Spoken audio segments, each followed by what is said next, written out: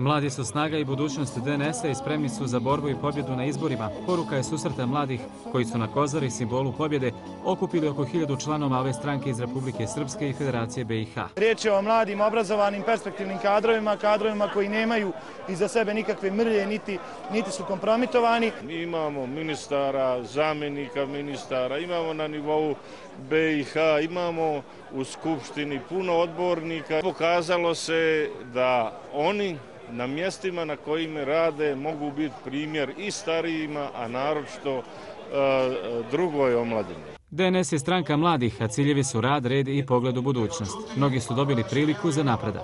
Ja sam imala tu čast i to zadovoljstvo da budem izabrana i da mi se povjeri mandat kada mi je bilo 29 godina i mislim da sam najmlađi ministar koji je Republika Srpska ikada imala. I sigurno da Demokratski narodni savez bez podrške mladih nema svoju perspektivu, nema svoju budućnost. I na ovim izborima očekujemo njihovu veliku ulogu, njihovu podršku. Problemi mladih poput zapošljavanja i stambenog zbrinjavanja bit će rješavani sistemski, a ne nepotizmom, poručilo je rukovodstvo Demokratskog narodnog saveza s Mrakovice.